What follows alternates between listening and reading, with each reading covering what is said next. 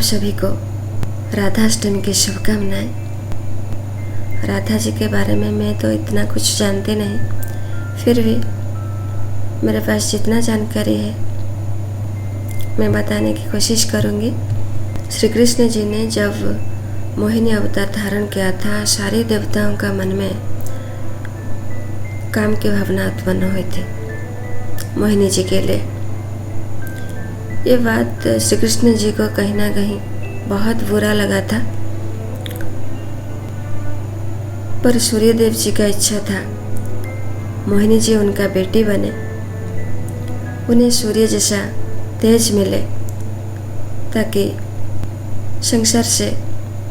ताकि उन्हें देखते ही संसार से काम की भावना नष्ट हो जाए। जो उन्हें देखे उनका मन से काम की भावना नष्ट हो जाए। श्री कृष्ण जी ने सूर्यदेव जी का भावना को बहुत सम्मान किए थे, पर सूर्यदेव जी को पता नहीं था वो मोहिनी अवतार खुद श्री कृष्ण जी थे। द्वापर युग में सूर्यदेव जी का अंश अवतार के रूप में वृषभानु जी का जन्म हुआ। उन्होंने एक कन्या संतान को जन्म दी थी जिनका नाम था राधा। श्री कृष्ण जी अपना इच्छा शक्ति से अपना प्रतिबिंब को, अपना छाया को एक देवी के रूप में प्रकट किया था। सर से लेकर पांव तक अपना हाथों से सजाया था। वो प्रेम की देवी थी श्रीमती राधा रानी। श्री कृष्ण जी और श्रीमती राधा रानी दो अलग व्यक्तित्व नहीं, इसलिए उनका विवाह का कोई सवाल नहीं होना चाहिए, क्योंकि विवाह के लिए दो व्यक्ति की जरूरत होती है, जो इस कहानी से पता चलता है। श्री कृष्ण जी के पास श्री कृष्ण जी ने कर्म से, ज्ञान से, वैराग्य से, भक्ति से ज़्यादा सम्मान इस प्रेम की देवी को दिया था। श्री कृष्ण जी का कहना है, निष्काम भक्ति ज्ञान और वैराग्य को जन्म देता है, कर्म को ज्ञान मार्जित करता है, ज्ञान को प्रेम मार्जित करता है। सो श्री कृष्ण जी ने बताया है, आत्मा का अगर कोई रूप होता है वो है प्रेम। आचार्यों ने बताया है, श्रीमती राधा रानी श्री कृष्ण जी का आत्मा है। श्री कृष्ण जी अपना निराकार और साकार रूप में लीला करने के लिए धरा पर अवतरित हुए थे। सिर्फ इतना ही नहीं, श्री कृष्ण जी ने श्रीमती राधा रानी को धरा पर प्रकट कराया और श्रीमती राधा रानी जी को सर्वदा आनंदित रखने के लिए उनके लिए कुंजवट, यमुना, बंशीवट, मोर वाटिका जैसा सौंदर्यमय स्थान भी प्रकट कराया। श्री कृष्ण जी ने श्रीमती राधा रानी जी को वृंदावन का रानी बनाया। राधा रानी जी को खुश करने के लिए बंशी बजाया। श्री कृष्ण जी का बंशी एक ही नाम का रटता था, राधा राधा। श्री कृष्ण जी और श्रीमती राधा रानी जी के चरित्र को वो लोग बदनाम करते हैं जो लोग चरित्र और प्रेम के बीच डिफरेंसेस को नहीं जानते हैं। चरित्र जैसा वर्ड आत्मा के लिए नहीं, भौतिक शरीर के लिए, जिसका मालिक होता है मन, पर आत्मा का कोई मालिक नहीं। वो स्वयंभू है, सदा शिव, सदा सत्य। श्री कृष्ण जी अपने को परमानंद में रखने के लिए बड़ी मेहनत की। श्री कृष्ण जी का एक ही साधना था, प्रेम में रहना। इसलिए उन्होंने खुद के लिए, अपने लिए एक प्रेम की देवी बना डाला। और तुम तो ठहरे दुख के पीछे भागने वाले। श्रीमती राधा रानी, जो कि एक प्रेम की धारा थी, सिर्फ कृष्ण के लिए बहती थी। श्री कृष्ण जी ने खुद तैयार किए थे, मांग में सिंदूर, पैर में पायल, श्रद्धा, सम्मान, आशीर्वाद, दया, एकाग्रता, करुणा, खुशी, क्षमा, अहिंसा, वात्सल्य, ममता, एकत्व, पूजा, भक्ति, तपस्या, त्याग, इसी गुण में सजाया था श्रीमती राधा रानी को। श्री कृष्ण जी ने कॉन्शियसनेस को जाना, समझा और समझाया भी। गीता ज्ञान का रूप में श्री कृष्ण जी अपना एनर्जी को इतना पॉजिटिव रखते थे था दूर दूर तक नेगेटिव एनर्जी उन्हें टच नहीं कर पाता था। दुनियादारी भी उनका बहुत ज़बरदस्त था। दुनियादारी निभाते हुए भी ब्रह्मांडीय शक्ति का मालिक बन गए। बड़े बड़े मुनि ऋषियाँ पीछे रह गए। सबने ज्ञान कमाया। धर्मशास्त्र में, पूरे भारतवर्ष का हिंदू धर्मशास्त्र में पर श्री कृष्ण जी अकेला संत जिनको 10 जन्म का नॉलेज मिल चुका था। आज राधाष्टमी है।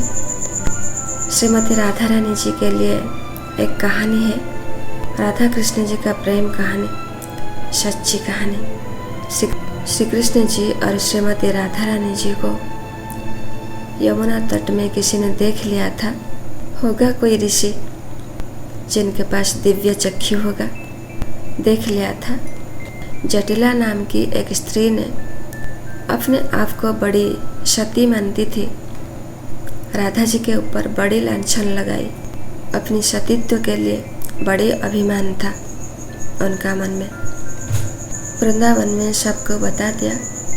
श्री कृष्ण जी और राधा जी ने बंशीवट, जमुना तट, मोर वाटिका में घूमते हैं। आधी रात को घूमते हैं। श्री कृष्ण जी को और श्रीमती राधा रानी जी को रंगे हाथ पकड़ने के लिए उन्होंने बहुत कोशिश किया था। छाया को किसी ने पकड़ पाया है? आत्मा किसी की पकड़ में थोड़ी होती है। पूरी वृंदावन में तहलका मचल गई। वृंदावन में यमुना तट में एक राधा, वृषभानु जी के घर में एक राधा। बात क्या है? मुनि ऋषियों ने श्री कृष्ण जी को बहुत बड़ी पावरफुल सोल बताया। श्री कृष्ण जी का शक्ति का राज उन्हें पता चल गया था। वो थी श्रीमती राधा रानी। श्री कृष्ण जी को कभी तपस्या करने नहीं पड़ा, साधना करना नहीं पड़ा। उन्होंने एक ही मुद्रा को अपनाया था, वो है प्रेम की मुद्रा। वृषभानु जी की कन्या जो राधिका थी, उनका लाज रखने के लिए श्री कृष्ण जी चल पड़े। कोई भी हो, अभिमान तोड़ने के लिए मेरे प्रभु, अभिमान तोड़ने के लिए मेरे प्रभु किसी के आगे भी खड़े हो जाते हैं, किसी के आगे भी आ जाते हैं। श्री कृष्ण जी अपने आप को बीमार कर दिया। खटिया में सो गए। दर पर एक बाबा बैठा है। यशोदा जी ने बाबा को पूछा, मेरा कान्हा को बहुत तेज बुखार है, तो क्या करेंगे? बाबा ने कहा, अगर कोई सती स्त्री ने यमुना नदी पार हो जाए तो आपका लाला का बुखार ठीक हो जाएगा। जटिला नाम की जो सती स्त्री वृंदावन में थी, यशोदा मैया ने उन्हें बुलाया और कहा, मेरा कान्हा जी का तबीयत बहुत खराब है, मेरा कान्हा जी को तेज बुखार है। आप तो सती हो, आप मेरे कान्हा को बचा सकती हो। यमुना नदी पार होने की बात की, पर जटिला मैया जो अपने आप को बड़ी सती मानती थी, वो बीच पानी में डूब गई।